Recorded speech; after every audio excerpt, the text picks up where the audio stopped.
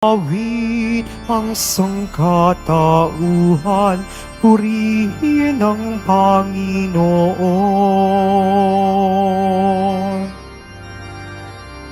Papuri sa kaitaasan, siya'y papurihan, Diyos ng lahat. O papuri sa kaitaasan, siya'y papurihan, ngayon at magpakailanman.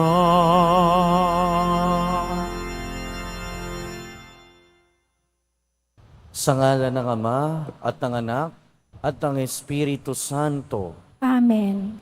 Ang pagpapala ng ating Panginoong Hesukristo, ang pag-ibig ng Diyos Ama, at ang pakikipagkaisa ng Espiritu Santo, naway sumainyong lahat.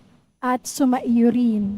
Mga kapatid, aminin natin ang ating mga kasalanan upang tayo ay maging marapat gumanap sa banal na pagdiriwang. Inaamin ko Sa makapangyarihang Diyos at sa inyo mga kapatid, na lubha akong nagkasala sa isip, sa salita, at sa gawa, at sa aking pagkukulang. Kaya isinasamo ko sa mahal na Birheng Maria, sa lahat ng mga anghel at mga banal, at sa inyo mga kapatid, na ako'y panalangin sa Panginoong ating Diyos.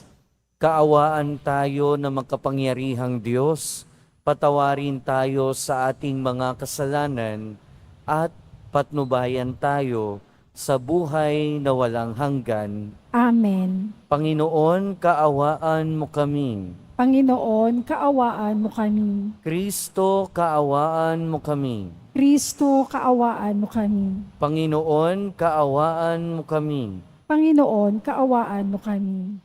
Manalangin tayo.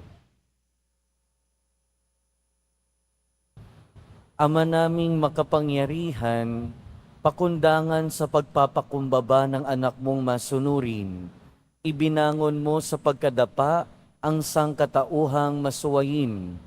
Ipagkaloob mo sa amin ang banal na kagalakan upang kaming sinagip mo sa kaalipinan ay magkamit ng iyong ligayang walang katapusan sa pamamagitan ni Hesukristo kasama ng Espiritu Santo magpasawalang hanggan. Amen. Magsiupo muna ang lahat. Pagbasa mula sa aklat ni Propeta Hosea. Ang Israel ay tulad ng punong ubas na mayabong at hitik ng bunga. Habang dumarami ang kanyang bunga, dumarami naman ang itinatayo niyang dambana. Habang umuunlad ang kanyang lupain, ay lalo nilang pinagpapala ang mga haliging sinasamba nila. Marumi ang kanilang puso. Ngayoy dapat nilang pagdusahan ang kanilang kasamaan. Wawasakin ng Panginoon ang kanilang mga dambana at sisirain ang mga haliging sinasamba nila. Di magtatagal at sasabihin nila, wala kaming hari sapagkat hindi kami natatakot sa Panginoon. At ano magagawa para sa amin ng isang hari? Ang hari ng Samaria ay mga walang parang bula. Wawasakin ang mga dambana sa burol ng Aben at naging dahilan ng pagkakasala ng Israel. Tutubuan ng mga tinik at dawagan ang kanilang mga dambana. Sasabihin nila sa kabundukan, takpan ninyo kami, at sa kaburulan, tabunan ninyo kami. Maghasik kayo ng katuwiran, at mag-aani kayo ng pagpapala, bunga ng katapatan ninyo sa akin. Bungkalin ninyo uli ang pinabayaang lupa, sapagkat panahon na upang hanapin ang Panginoon. Lalapit siya sa inyo at paulanan kayo ng biyaya. Ang salita ng Diyos. Salamat sa Diyos. Hanapin ang poon lagi, sa harap niya'y manatili. Hanapin ang poon lagi, sa harap niya manatili. Siya ay purihin, suubin ng awit ating papurihan. Ang kahangahangang mga gawa niya ay dapat na isa-isay. Tayo ay magalak, yabang lahat tayo ay tunay sa Kanya. Ang Kanyang pangalan, ang pangalang banal, napakadakila. Lahat ng may nais maglingkod sa poon, dapat na magsaya. Hanapin ang poon lagi, sa harap niya manatili. Siya ay hanapin, at ang kanyang lakas ay siyang asahan. Siya ay hanapin upang mamalagi sa kanyang harapan. Ating gunitain ang kahangahangan niyang mga gawa, ang kanyang paghatol, gayon din ang kanyang ginagawang himala. Hanapin ang poon lagi, sa harap niya manatili. Ito'y nasaksihan ng mga alipit anak ni Abraham, gayon din ang lahat na anak ni Jacob na kanyang hinirang. Ang Panginoon Diyos ay ang Panginoon, ang ating Diyos. Sa kanyang paghatol ay ang nasasaklaw buong sansinukob. Hanapin ang poon lagi, sa harap niya manatili. Magsitayo na po ang lahat.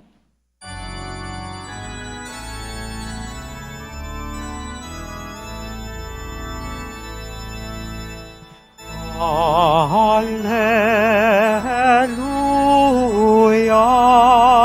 Hallelujah, Hallelujah, Hallelujah.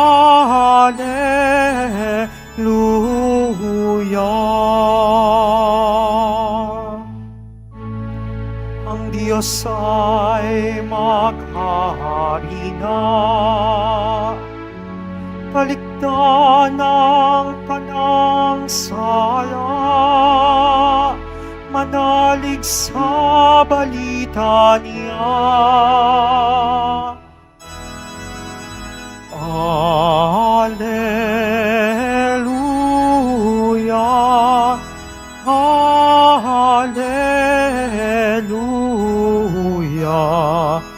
Hallelujah, Hallelujah.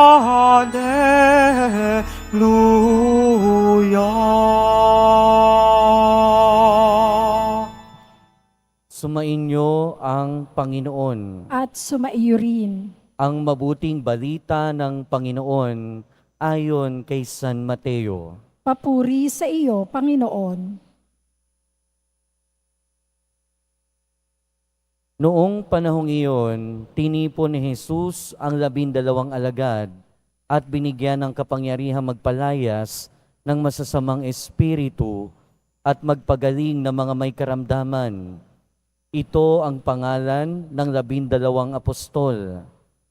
Si Simon na tinatawag na Pedro at si Andres na kanyang kapatid, sina Santiago at Juan na mga anak ni Zebedeo, sina Felipe at Bartolome, si Tomas at si Mateo na publikano, si Santiago na anak ni Alfeo at si Tadeo, si Simong Makabayan at si Judas Iscariote ang nagkanulo kay Jesus.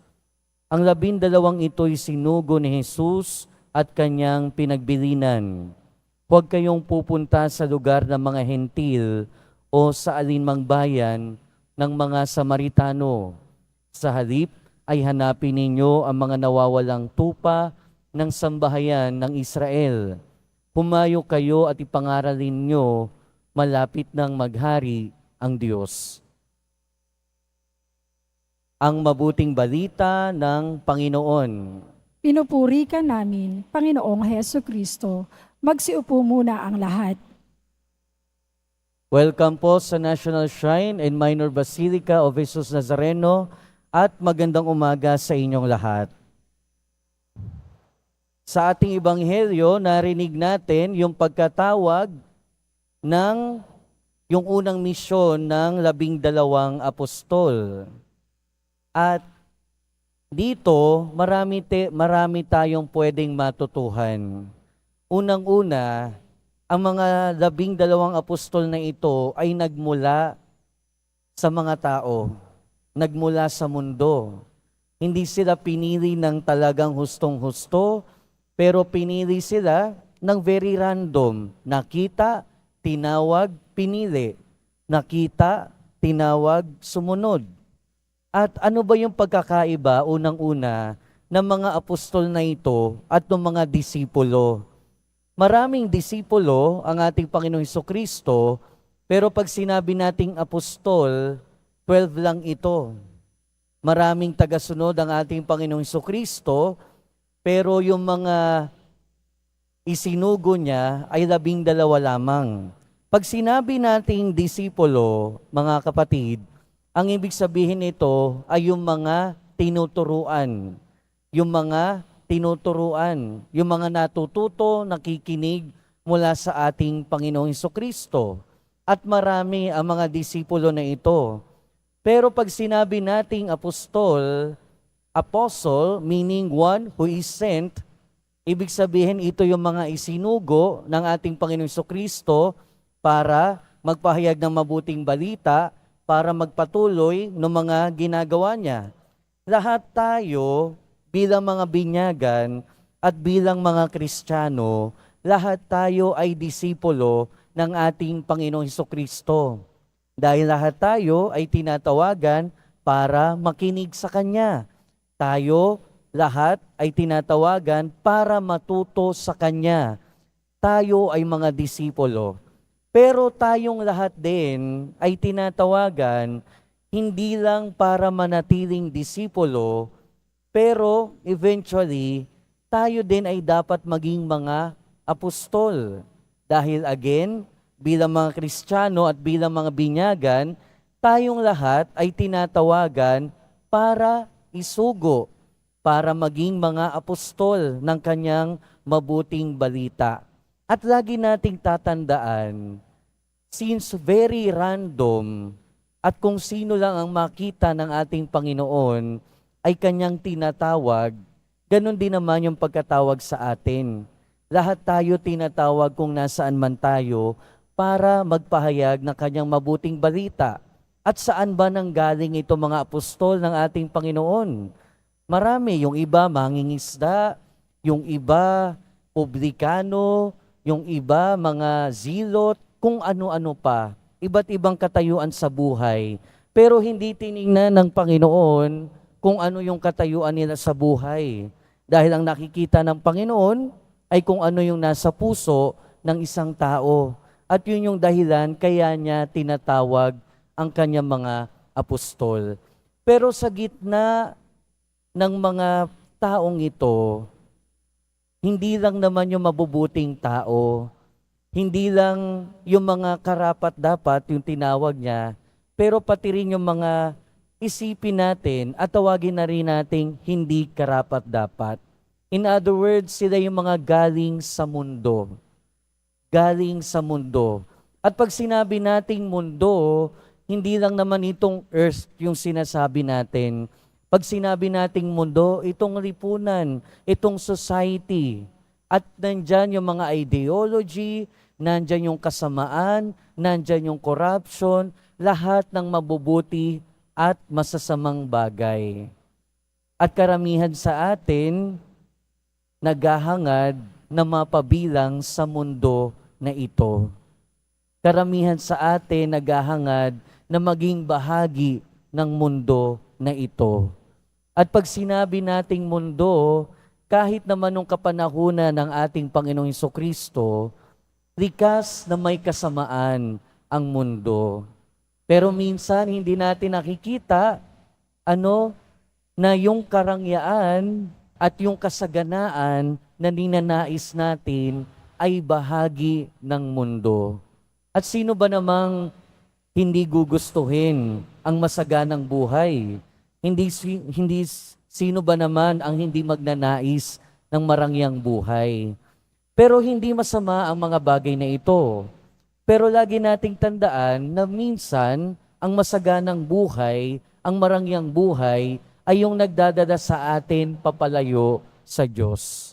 At yun yung sinasabi sa ating unang pagbasa, na sinasabi dito, Ang Israel ay tulad ng punong ubas na mayabong at hitik ang bunga. Habang dumarami ang kanyang bunga, dumarami naman ang itinatayo niyang dambana.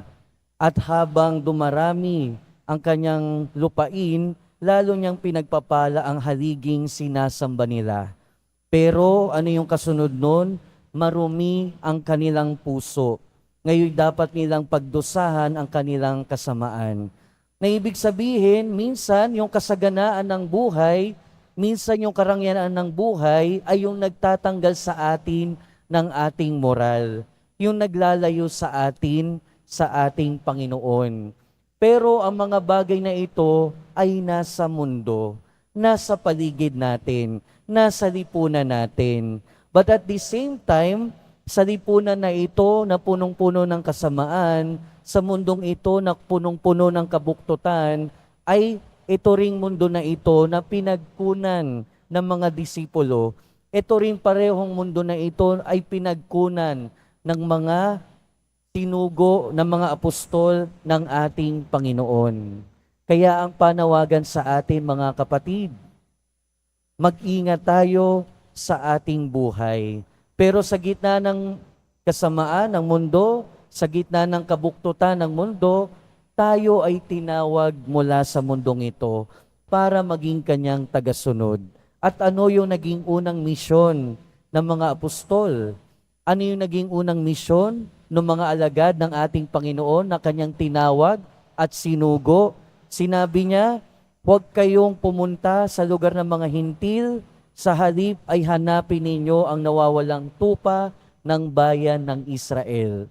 Ibig sabihin, sinasabi ng ating Panginoon dun sa kanyang mga alagad, sa mga apostol, huwag na kayong lumayo. Diyan na kayo sa inyong mga kababayan. Ibig sabihin, simpleng-simple lamang ang ating misyon bilang mga apostol ng Panginoon. Huwag na kayong lumayo. Una kayong magmisyon sa kung nasaan kayo ngayon. Ang una nating misyon, syempre, ay yung hindi malayo sa atin. Walang iba kundi ang ating pamilya. Huwag na tayong lumayo. Nandiyan lang yung mga unang misyon natin sa ating pamilya, sa ating kapitbahayan, sa ating bayan. Ito yung una nating misyon. 'Di ba? Kung sa ating pamilya mismo, may mga nakakalimot na magsimba. May mga nakakalimot na magkumpisal. May mga nakakalimot na lumapit sa Diyos. Then, baka nandyan na mismo, dyan tayo sinusugo ng ating Panginoon. Yan ang misyon natin. Baka sa mga kapitbahay natin, sa kaibigan natin, sa mga katrabaho natin, huwag na tayong lumayo. Sa mga lugar na yan, sa mga tao na yan, baka nandyan may nakakalimot na sa Diyos. Baka nandyan may nakakalimot na sa simbahan. Baka dyan tayo tinatawag ng Diyos para maging apostol niya. Mga kapatid, sa karanasan ng bayan ng Israel, nagkaroon ng marangyang buhay, masaganang buhay, kaya nawala ng moral. Pero sa parehong bansa at bayan na ito, kinuha ng Diyos, pinili ng Diyos ang kanyang mga disipulo at mga apostol. Ganon din naman sa atin. Sa gitna ng buhay na maraming kasamaan, sa gitna ng mundo at lipunan na hindi makatarungan at punong-puno ng kabuktutan, tayo ay pinili, tayo ay ginagawa niyang disipulo at mga apostol. At sa gitna ng mundong ito, hindi na tayo kailangang lumayo pa dahil yung misyon natin ay baka yung nasa malapit lang sa atin, baka nasa mismong tahanan natin. Kaya nga sabi sa ating salmong tugunan, hanapin ang poon lagi, sa harap niya manatili.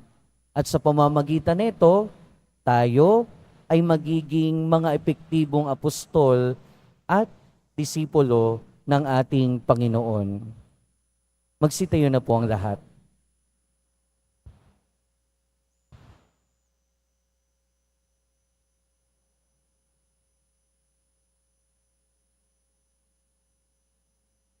Mga minamahal kong kapatid, bilang bayang tinawag ng Diyos sa iba't ibang pamamaraan upang ipahayag ang mabuting balita ng kaharian, itaas natin sa Ama ang ating mga pangangailangan.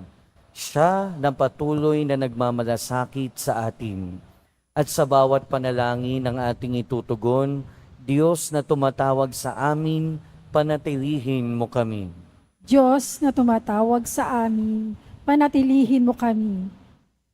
Yaong mga tinawag sa simbahan upang mamuno sa sambayanan ng Diyos, naway maging matapang sa pagpapahayag ng Ebanghelyo ni Hesukristo saan mang bahagi ng daigdig. Manalangin tayo. Diyos na tumatawag sa amin, panatilihin mo kami. Ang mga naghahangad na makita ang Diyos, naway makatagpo ng kaliwanagan ng diwa at makatugon ng buong puso sa paanyaya ng Diyos na makapiling siya. Manalangin tayo. Diyos na tumatawag sa amin, panatilihin mo kami. Ang mga kabataan, naway makilala ang tinig ni Kristo na tumatawag sa kanila sa buhay paglilingkod. Manalangin tayo.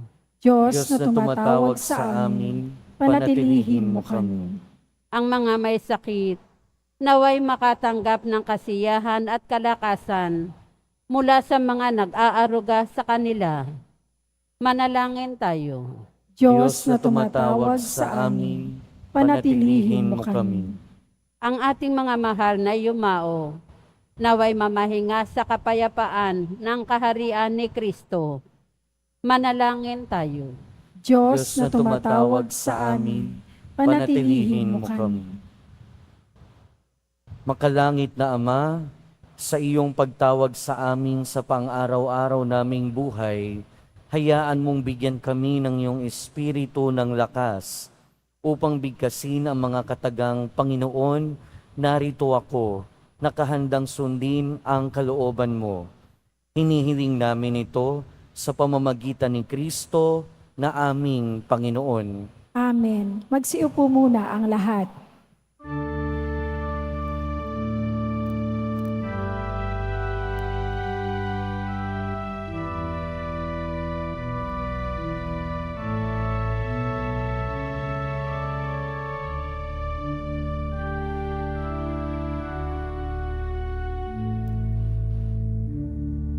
Aming alay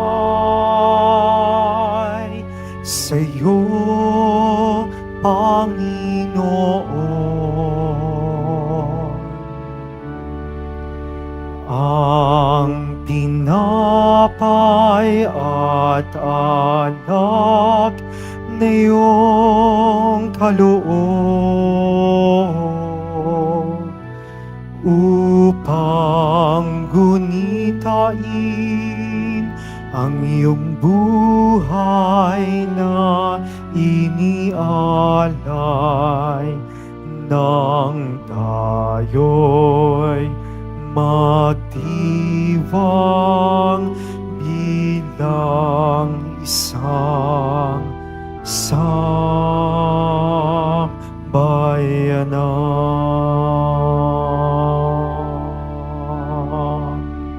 Magsitayo na po ang lahat.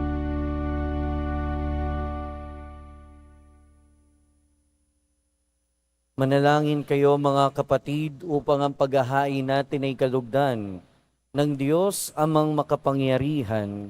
Tanggapin nawa ng Panginoon itong paghahain sa iyong mga kamay sa kapurihan niya at karangalan, sa ating kapakinabangan at sa buong sambayanan niyang banal.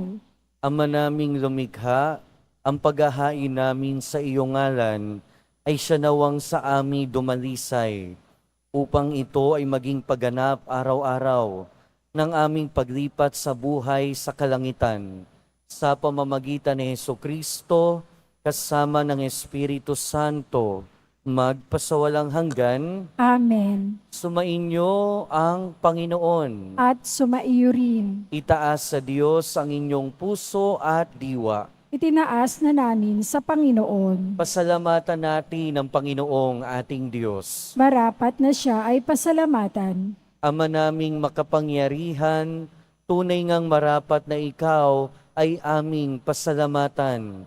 Pinagbibigyan mong ito'y aming maihayag, kahit na ito'y walang anumang maidaragdag, sa kadakilaang sa iyo ay likas. Sa pagpupuri nami ang nakikinabang, ay kami ring iyong pinakikiharapan sa pamamagitan ng iyong anak na minamahal. Kaya kaisa ng mga anghel na nagsisiawit ng papuri sa iyo, nang walang humpay sa kalangitan, kami nagbubunyi sa iyong kadakilaan. Santo, Santo, Santo, Panginoong Diyos ng mga hukbo, napupuno ang langit at lupa ng kadakilaan mo. O sana sa kaitaasan, pinagpala ang naparirito sa ngalan ng Panginoon. O sana sa kaitaasan, magsiluhod po ang lahat. Ama naming banal, ikaw ang bukal ng tanang kabanalan.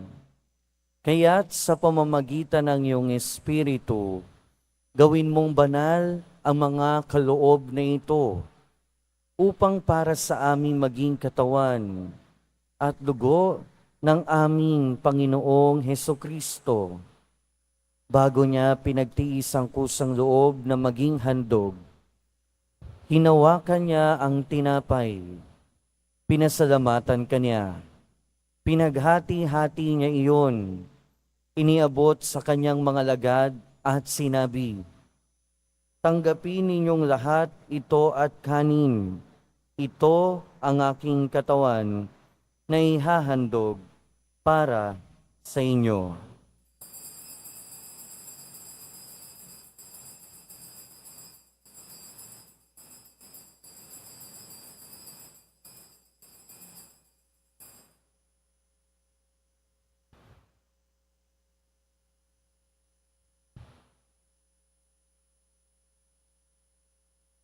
Gayun din naman noong matapos ang hapunan, hinawakan niya ang kalis. Muli kanyang pinasalamatan. Iniabot niya ang kalis sa kanyang mga alagad at sinabi, "Tanggapin ninyong lahat ito at inumin. Ito ang kalis ng aking dugo, ng bago at walang hanggang tipan. Ang aking dugo na ibubuhos para sa inyo at para sa lahat, sa ikapagpapatawad ng mga kasalanan. Gawin ninyo ito sa pag-alala sa akin."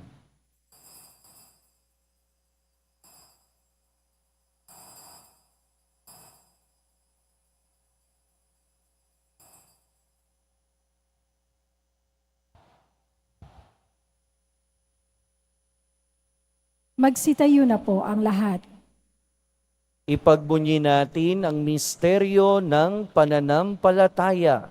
Si Kristo'y namatay, si Kristo'y nabuhay, si Kristo'y babalik sa wakas ng panahon. Ama, ginagawa namin ngayon ang pag-alala sa pagkamatay at muling pagkabuhay ng iyong anak. Kaya tiniaalay namin sa iyo ang tinapay na nagbibigay buhay at ang kalis na nagkakaloob ng kaligtasan. Kami nagpapasalamat dahil kami iyong minarapat na tumayo sa harap mo para maglingkod sa iyo. Isinasamo namin kaming magsasalo-salo sa katawan at dugo ni Kristo ay mabuklod sa pagkakaisa sa pamamagitan ng Espiritu Santo. Ama, lingapin mo ang iyong simbahang laganap sa buong daigdig. Puspusin mo kami sa pag-ibig kay San Francisco na aming Santo Papa at ni Jose na aming Obispo at ng Tanang Kaparian. Alalahanin mo rin ang mga kapatid naming nahimlay nang may pag-asang sila'y muling mabubuhay, gayon din ang lahat ng mga pumanaw. Kaawaan mo sila at patuloyin sa iyong kaliwanagan.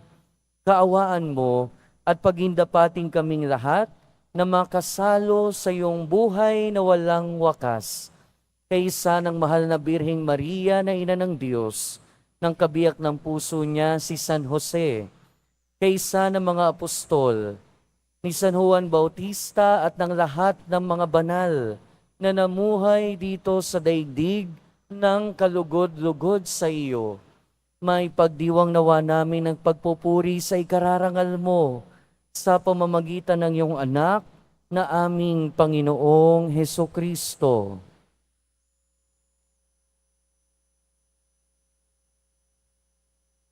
Sa pamamagitan ni Kristo kasama niya at sa Kanya, ang lahat ng parangal at papuri ay sa iyo, Diyos amang makapangyarihan, kasama ng Espiritu Santo, magpasawalang hanggan. Amen. Sa tagubili ng mga nakagagaling na utos at turo ni Jesus na Panginoon natin at Diyos, ipahayag natin ng lakas loob. Ama namin, sumasalangit ka, sambahin ang ngalan mo, mapasa amin ang kaharian mo, sundin ang loob mo, dito sa lupa para nang sa langit. Bigyan mo kami ngayon ng aming kakanin sa araw-araw, at patawarin mo kami sa aming mga sala, para ng pagpapatawad namin sa nagkakasala sa amin. At huwag mo kami ipahintulot sa tukso, at iadya mo kami sa lahat ng masama. Hinihiling namin kami adya sa lahat ng masama, pagkalooban ng kapayapaan araw-araw, iligtas sa kasalanan at ilayo sa lahat ng kapahamakan. Samantalang aming pinananabikan ang dakilang araw ng pagpapahayag ng tagapagligtas naming si Hesukristo.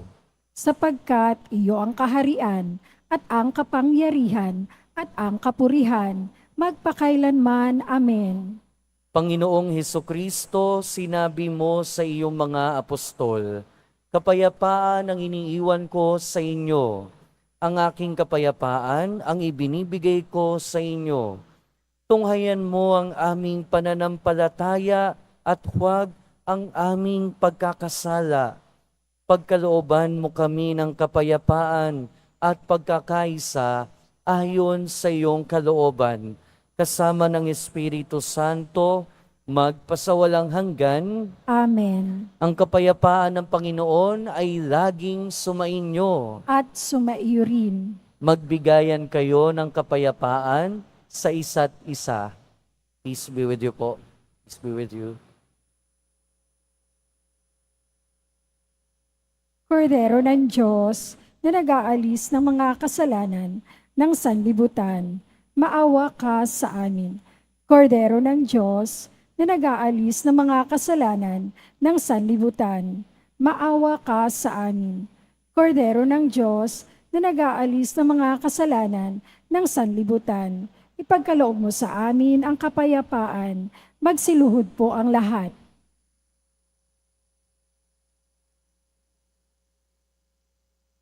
Ito ang kordero ng Diyos. Ito ang nag-aalis ng kasalanan ng sanlibutan. Mapalad ang mga inaanyayahan sa kanyang piging. Panginoon, hindi ako karapat-dapat na magpatuloy sa iyo, ngunit sa isang salita mo lamang ay gagaling na ako.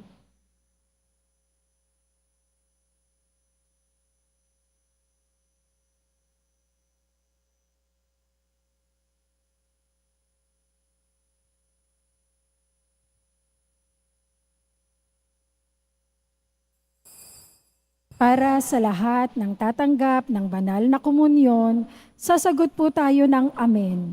Pagkasabi ng pari o ng lay minister ng katawan ni Kristo at isubo agad sa bibig bago umalis sa harapan ng pari o lay minister. Sumunod po tayo.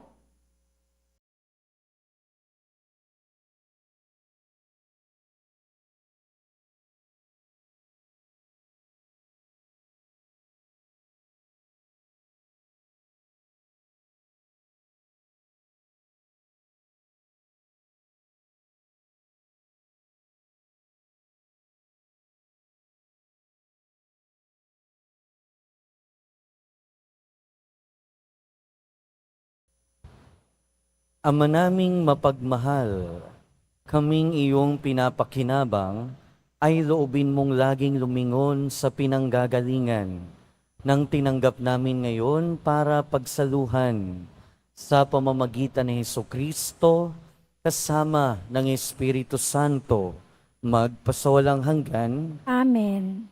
Sumainyo ang Panginoon. At sumaiyo rin. Mahal na poong Jesus Nazareno, inihayag mo sa pamamagitan ng krus ang walang maliw na pag-ibig ng Diyos sa sangkatauhan. Pakinggan mo ang kahilingan ng iyong angkan na nagsusumamo sa iyo. Makamtanawa nila ang iyong katugunan at tanggapin ang kasagutan na may utang na loob na tinatanaw.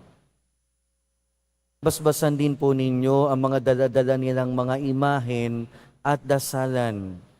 Sa pamamagitan ng bendisyon na ito, naway maalala nila ang mga pangako nila noon sa binyag, na ikaw lang ang kanilang iibigin at paglilingkuran bilang Panginoon, magpasawalang hanggan. Amen. At pagpalain kayo ng makapangyarihang Diyos, ng Ama at ng Anak at ng Espiritu Santo. Amen. Humayo kayong taglayang kapayapaan ng poong Jesus Nazareno. Salamat sa Diyos.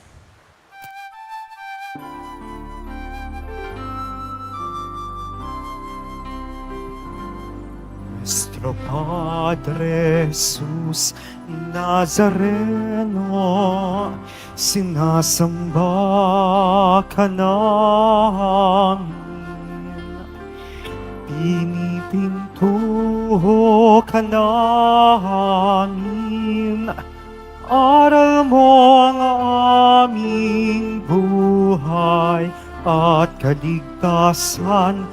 Nuestro Padre Jesus Nazareno, iligtas mo kami sa kasalanan.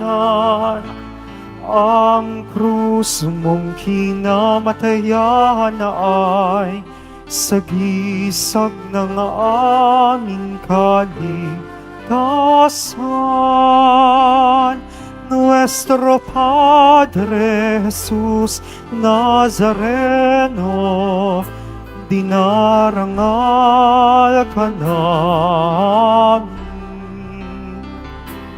Nuestro Padre Jesus Nazareno, niluluwalhati ka namin. Nuestro Padre Jesus Nazareno, dinarangal ka namin. Nuestro Padre Jesus Nazareno, niluluwalhati ka namin.